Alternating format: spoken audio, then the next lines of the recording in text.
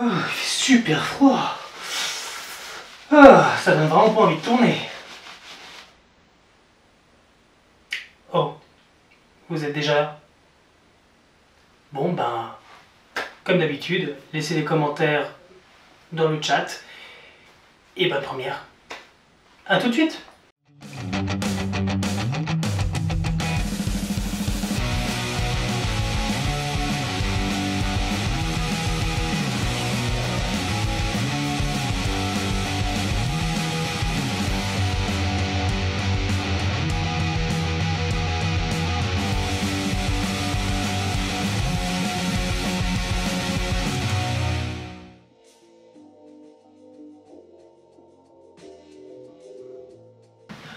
Salut à tous et bienvenue pour cette 7ème preview qui va traiter des épisodes 7 et 8 de Calendar 01.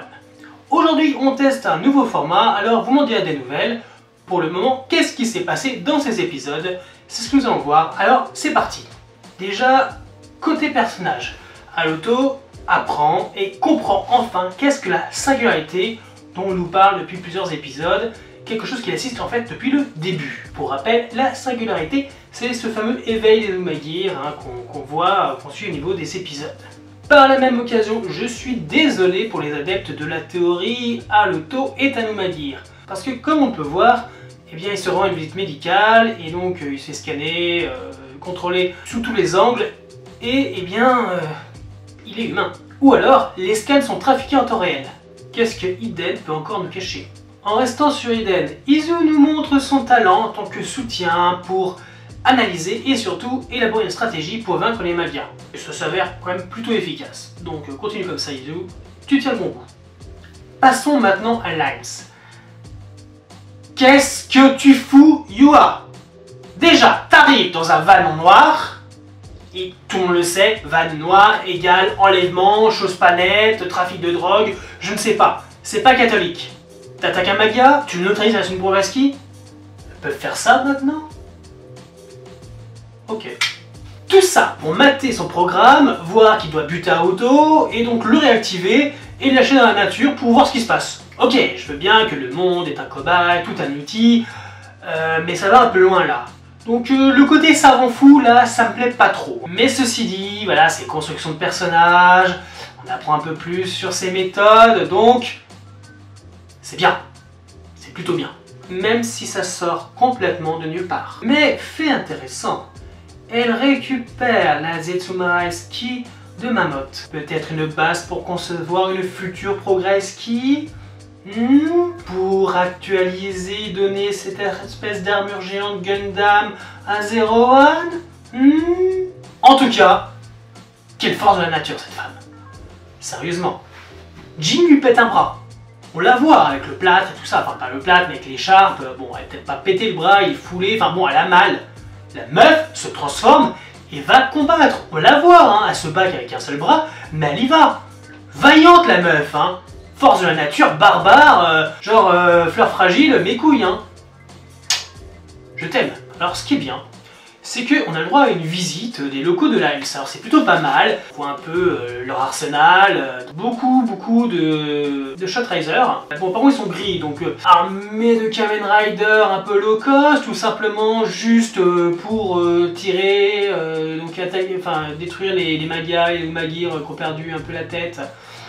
À voir. Mais le côté armée privée, là on ressent bien là, avec les nouvelles armes, tout ça, voilà un peu les conceptions, les giggers, hein. D'ailleurs aussi on voit ces fameux robots géants. Mais surtout, on nous montre bien que Limes est financé par la Zaya Enterprise, par deux choses. Déjà d'un côté, Yua est au téléphone avec le possible président de la Zaya Enterprise.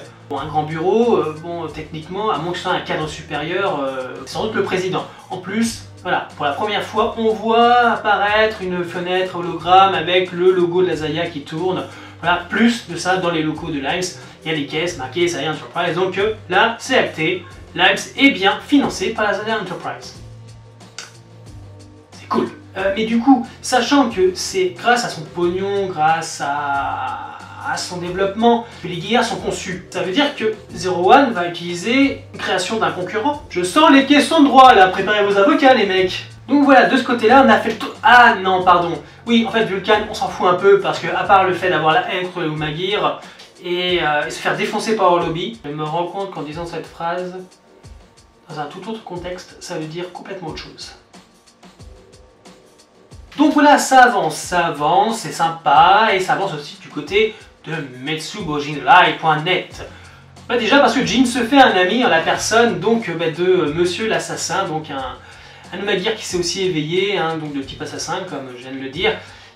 Attendez là, de type assassin, il n'y a que moi que ça gêne que ce type-là existe en tant qu'Umaguir. Donc voilà, Jin s'est fait un ami, en plus il est super content parce que même s'il s'est fait détruire, Holobi l'a recréé avec les datas, ok, c'est cool, il est heureux, hein, il est très gai. Et par la même occasion, eh bien, fini les mystères, parce que oui, c'est l'heure de la révélation, Jin et Holobi sont bel et bien des Umaguir complètement éveillés. Juste qu'en fait, ils se sont arrachés, cassés, coupés les oreilles pour pouvoir plus facilement se fondre dans la masse. Mais on a enfin cette réponse, donc, eh bien, bravo, merci beaucoup. Donc voilà, ça va quand même super vite, un 8e épisode, et là on est début révolution, là, début peut-être d'une guerre. Pour cela, eh bien, il faut de l'arsenal, et c'est pour ça qu'il y a bien nos amis décident de cambrioler les Lance. Mais alors, super facilement. Non, je sais pas pour vous, mais une milice privée, je sais pas, ça devrait être entraîné à... Non, parce que là, les mecs se font dérouiller en 2 temps 3 mouvements, c'est un peu ridicule. Donc milice privée, tu repasses. Hein. Puis évidemment, le détournement du Giger, hein, donc pour pouvoir pirater beaucoup plus d'Umaguir à la fois, créer une armée de Trilobites. Donc voilà, hein, c'est parti, hein. Là tu le sens, là c'est la guerre elle commence, hein, humain contre intelligence artificielle, on est parti. Hein. Et puis bon, sans oublier, je pense qu'on l'attendait tous, hein, la première transformation d'Holobi au présent. Waouh, moi je suis hypé, hein, je suis super content, elle est géniale la transformation. Bon, je suis pas aussi content que Jin, hein, qui est beaucoup trop gay à ce niveau-là. Hein. Moi j'ai beaucoup aimé, son attaque est juste dévastatrice, hein, parce que bon, il a vraiment, comme je le disais, défoncé Vulcan. Hein. D'ailleurs, cette attaque me fait beaucoup penser à celle de Scorpio dans Uchu Sentai Q-Ranger. C'est la Q qui s'enroule autour de la jambe, et puis, puis c'était un Rider Kick à peu près. Donc voilà, donc similitude, j'ai beaucoup apprécié, hein, vu que Scorpion, hein, donc super, vraiment super. Et n'oublions pas que le mystère s'épaissit du côté de cette fameuse arche dont on parle très souvent Holobi. Alors qu'est-ce que c'est? Le vieux satellite qui était reprogrammé, une intelligence artificielle à qui obéissent Jin et Holobi? J'aimerais bien en savoir plus. Hein. Du côté des Umaguir, eh bien, on continue le fil rouge de la continuité, l'éveil des Umaguir avec le prof de sport qui, voilà, est plus proche de ses élèves, qui est menacé de se faire rebooter par le proviseur qui a l'air de pas trop l'apprécier, prétextant oui, il retient les élèves, alors juste son truc ça devait être de les surveiller mais pas de les entraîner. Voilà, l'Umaguir il veut voir gagner ses élèves au championnat de basket. Et puis surtout, ses élèves ne sont pas revenus de force, c'est plutôt eux qui demandent à rester plus longtemps parce qu'ils veulent gagner ce championnat. Et on va voir donc tout l'épisode 7 hein, où ça se passe, où on va vraiment voir en live tout l'éveil de l'Umaguir et c'est fascinant.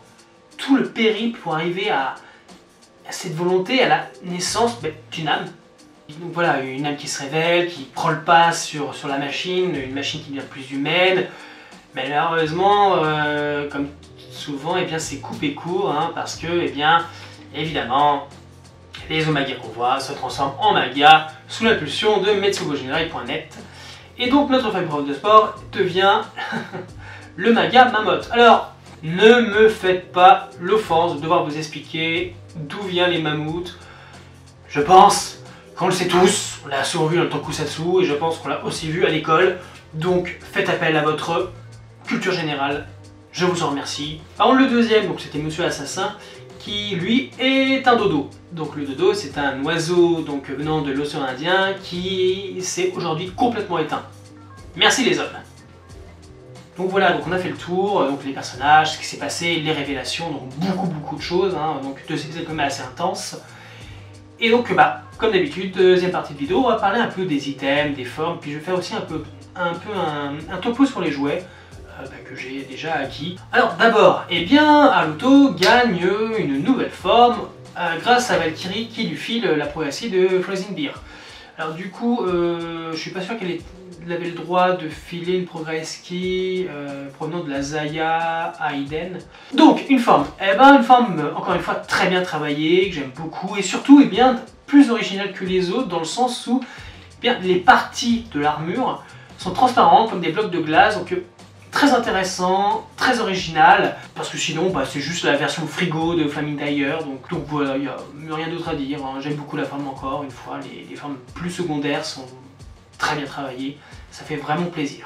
Faisons maintenant un topo sur les jouets. Donc on le sait, premier rider de la Reiwa, donc qu'est-ce que valent les jouets, la belt, le driver secondaire par rapport à ce qu'on a déjà connu? Alors ce qui fait plaisir, c'est que pour cette première gamme de jouets, nous partons sur de l'électronique. Pas simplement des morceaux de plastique qui font pas de bruit, comme un certain rider il y a quelques années, hein, rien à dire, c'est top. Le design est quand même super joli, voilà, des peintures métallisées, un plastique un peu métallisé, hein, effectivement.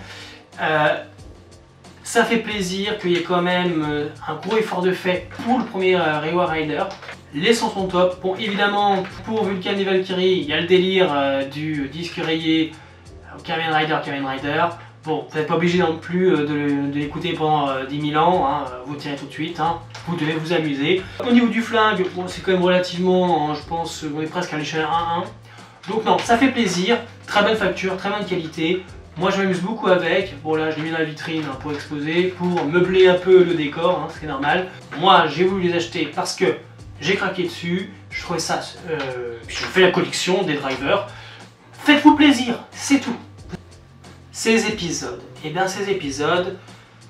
les ai beaucoup appréciés. Parce que déjà, on perd pas le fil rouge, la continuité, l'éveil de Omega, donc ça c'est top. Voilà, c'est suivi, c'est acté, c'est top, ça évolue dans le bon sens, j'adore. On a eu plein de révélations super importantes, Gino Lobby, Limes, Zaya Enterprise, donc il y a beaucoup de choses qui sont passées, ça fait plaisir, tout ça avance, rien n'est laissé au hasard comme je l'ai déjà dit, donc ça plaît. Niveau scénario, on est dans du lourd, du très lourd, c'est vraiment un bonheur que ce premier Reiwa Rider soit aussi bien fignolé. En tout cas là pour l'instant, ce premier arc, il n'y a rien à dire, même pas un seul épisode filler. Vous vous rendez compte? C'est vraiment génial. Bon, par contre, j'étais pas fan hein, des actions de Yua, le côté savant fou, qui sort un peu de nulle part, comme je le disais. Mitigé hein, là-dessus, hein, ça me plaît pas trop. Alors peut-être parce que j'ai craqué sur elle et que j'aime bien son côté guerrière, alors le côté un peu savant fou, ça me saoule, je sais pas. Mais en tout cas, voilà, mitigé pour elle, là, pour le coup, pas très bien joué les mecs. On notera que le scénariste lui-même, hein, donc Yuya Takahashi, qui avait travaillé sur son premier Kamen Rider, donc Canada X-Aid, a fait beaucoup de références hein, donc à la première série qu'il a travaillé. Et d'ailleurs, il le dit lui-même sur Twitter, hein, donc il y a plein de références. Hein. La plus simple à voir, c'est quand même que le lieu de tournage est l'hôpital hein, où a été tourné X-Aid. Ça se voit quand même pas mal. Puis bon, il y a d'autres choses à côté. Hein, faut dire, hein, Izu, Poppy, hein, c'est un peu kiff-kiff bourrique. Bien qu'Izu soit quand même plus intéressant que Poppy. On est d'accord, je pense. N'est-ce pas, Vincent? Mais bon, ça fait plaisir, on le félicite que cette fois, il maîtrise vraiment très bien son sujet. Bravo Yuya, continue comme ça, parce que je crois qu'on t'attend un peu au tournant si tu fais une couille.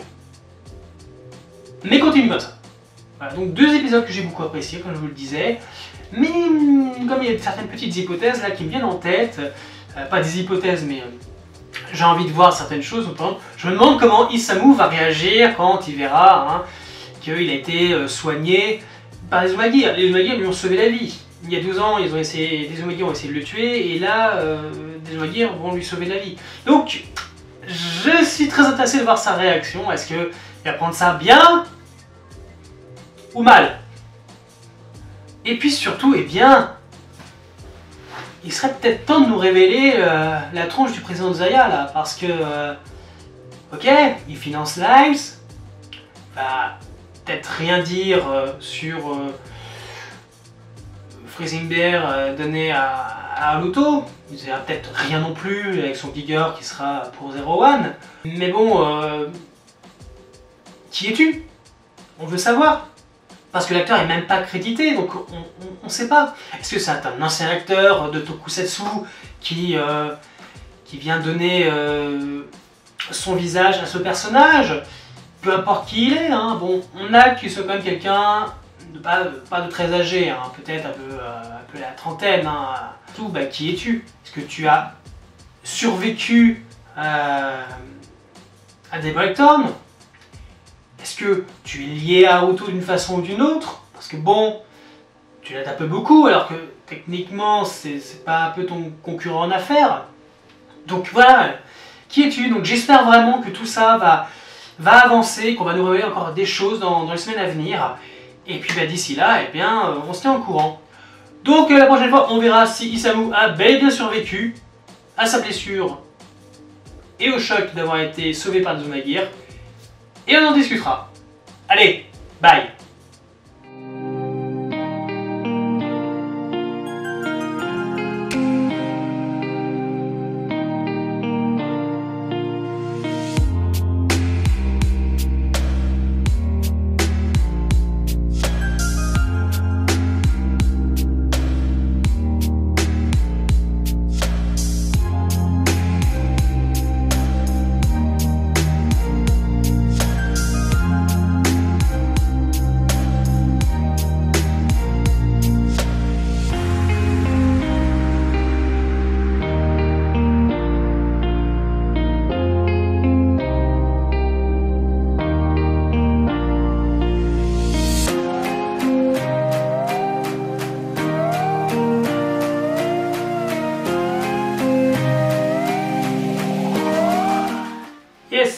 Juste avant de nous quitter, une petite information. Donc de là en avant, les Epiviews de 01 vont se traiter par arc de 2 épisodes.